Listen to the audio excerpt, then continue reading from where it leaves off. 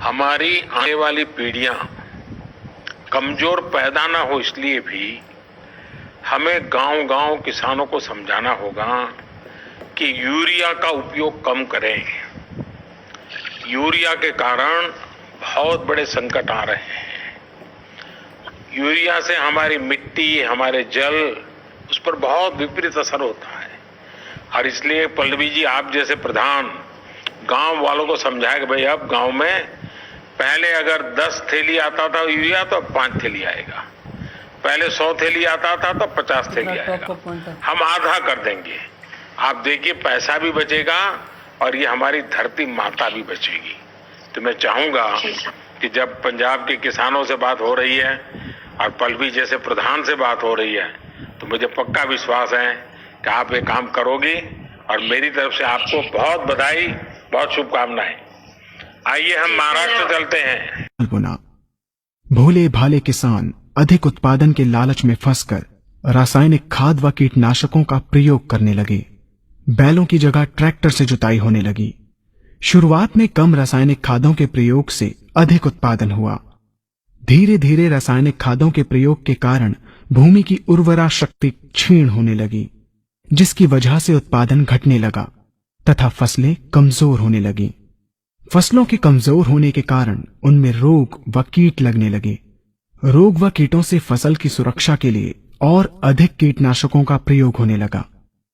एक तरफ ज्यादा उत्पादन के लिए अधिक रासायनिक खादों का प्रयोग होने लगा, वहीं दूसरी तरफ फसलों को रोग व कीटों से बचाने के लिए अधिक विषाक्त कीटनाशकों का प्रयोग बढ़ गया, जिसके कारण उत्पादन लागत बढ़ी और किसान को लाभ कम होने लगा, बल्कि छोटे किसान कर्ज में डूबने लगे।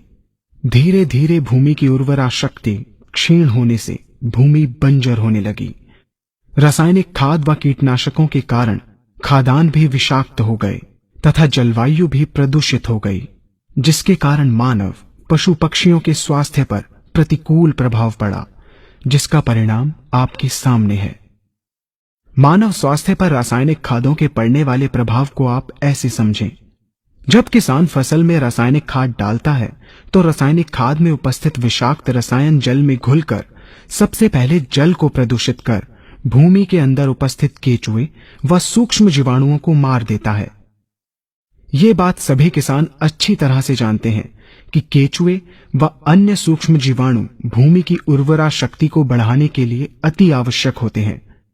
विषाक्त रसायन के कारण इनकी मृत्यु हो जाने से भूमि की उर्वरा शक्ति नष्ट हो जाती है तथा भूमि कठोर होकर बंजर होने लगती है।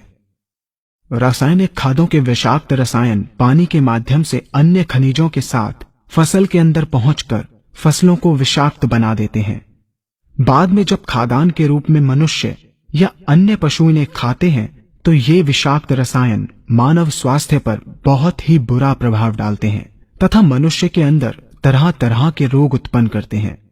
जब हम जैविक खाद का प्रयोग भूमि पर करते हैं तो जैविक खाद पानी में मिलकर पानी को प्रदूषित नहीं करती।